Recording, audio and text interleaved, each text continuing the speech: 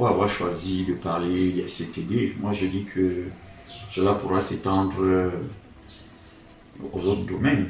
Mais pour l'instant, j'ai choisi de parler des CTD parce que déjà moi-même, je suis un acteur des CTD et par ailleurs, j'estime que c'est l'entité publique la plus proche des populations. Donc, une bonne appropriation ou une meilleure maîtrise du dispositif légal et réglementaire pourra permettre de mettre fin à tout ce que nous observons aujourd'hui sur le terrain et par conséquent espérer avoir une société disciplinée.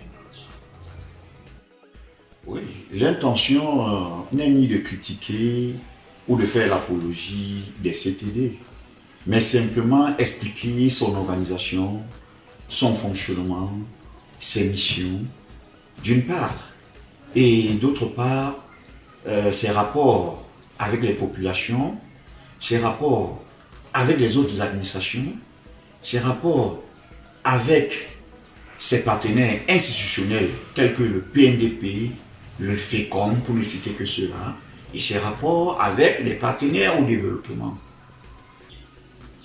Je l'ai dit d'ailleurs à l'entame de mon propos, que l'un de nos objectifs, c'est de faire approprier le cadre légal pour que les idées qu'ont certaines personnes soient dissipées et qu'ils ne pensent pas que, je prends le cas des conflits de compétences, qu'ils ne pensent pas que ces conflits de compétences émanent de la loi. Moi je dis non. Oui, comme je disais tantôt, il est également question pour nous d'éclairer nos concitoyens sur le dispositif réglementaire qui encadre les rapports entre les CTD et la tutelle. C'est-à-dire le préfet et le maire. Il faut également voir les rapports qui encadrent les rapports entre le maire de la ville, j'ai dit appelé délégué du gouvernement, et les maires d'arrondissement. Et vous êtes sans ignorer que les régions sont déjà opérationnelles.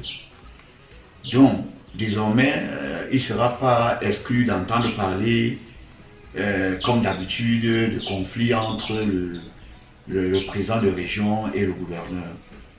Mais est-ce que tout ceci émane de la loi? Il faut bien expliquer aux gens que chacun est dans son cadre. Alors, il faudrait parler de la fiscalité locale.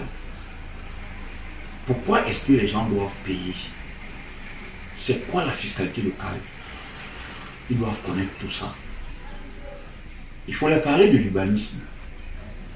Ces multiples déguerpissements, ces expropriations que nous observons dans nos grandes métropoles, devenues aussi récurrentes, et que les gens s'en plaignent, ils prennent des pancartes, ils les brandissent partout. Alors, est-ce qu'ils devaient être là où on les a déguerpis? Est-ce qu'ils devaient être là où on les a expropriés? Il faut comprendre tout ça. Il faut leur expliquer pour que désormais qu'on ne voie plus ce genre de spectacle. Alors, également, le désordre urbain, qui est un véritable cheval de bataille pour les maires aujourd'hui, comme nous pouvons constater. C'est un sujet qui fait couler beaucoup d'encre et qui fait beaucoup de mécontents. Mais alors, est-ce que le maire a donc le choix? Donc, il faut expliquer à nos concitoyens tout cela. Il faut regarder l'état civil, qui est un point très important dans la vie de l'être. Parce que, vous savez, sans état civil, on ne peut rien faire.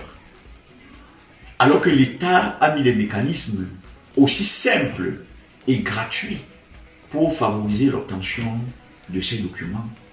Mais jusqu'aujourd'hui, on se rend compte qu'on peut encore parler des localités où ça pose problème. Alors, il faut regarder le permis de bâtir. Il faut regarder l'hygiène et salubrité, dont les domaines sont variés. Et surtout que je peux vous rappeler que depuis les transferts de compétences de première génération rendus effectifs le 1er janvier 2010, les communes sont au cœur du développement. Non, tu vois, moi je dis non parce que, prenons le cas de l'OTVP, qui est l'occupation temporaire de la voie publique, qui fait toujours l'objet des contestations. Mais il faut comprendre, c'est quoi l'OTVP? Il faut bien expliquer aux gens. Que dit la loi? Il faut bien leur expliquer. Qui doit payer? Dans quel cas on doit payer l'OTVP et dans quel cas on ne doit pas payer l'OTVP? Il faut expliquer aux gens. Et comme ça va dissiper tous les doutes et toutes les suspicions que les gens ont, généralement quand on les demande de payer cette taxe. Alors, moi je vais aller plus loin. Je vais dire de regarder cette dualité qui existe dans le recouvrement des impôts communaux. Ce conflit permanent entre le personnel des CTD et les agents fiscaux de l'État. Moi, je pense que la méconnaissance des lois et règlements peut être à la base des dérives observées. Bon, moi, je pense que c'est une manière pour nous de contribuer à la bonne marche de la société. Parce que nous pensons qu'en sensibilisant tous les acteurs concernés, ceci pourra éviter les comportements déviants, l'incivisme souvent observé. Et déjà, n'oubliez pas que nul n'est censé ignorer la loi. Donc c'est un rappel que nous les faisons. Et nul ne peut se prévaloir également de sa propre turpitude.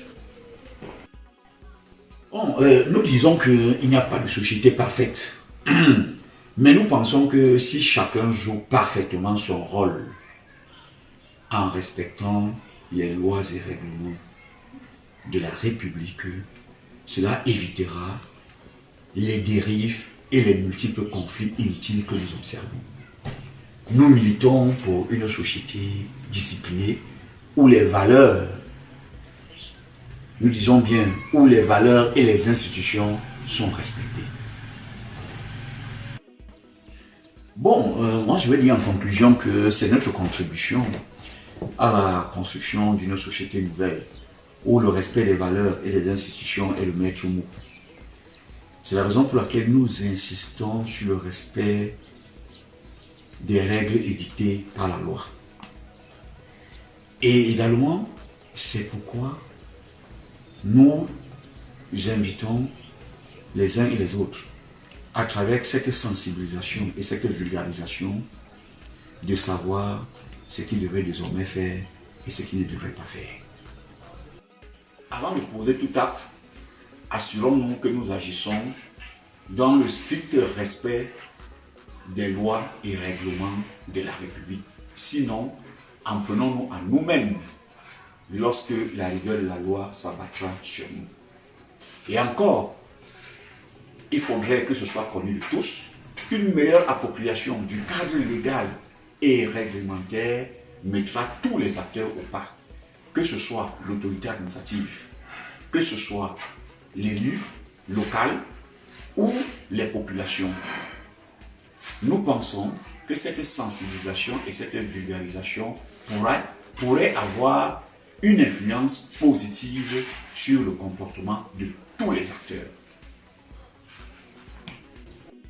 Bon, tous ces points sous-évoqués feront l'objet des sujets ou des thèmes à développer à chacune de nos sorties. Donc, restez scotchés à nos programmes.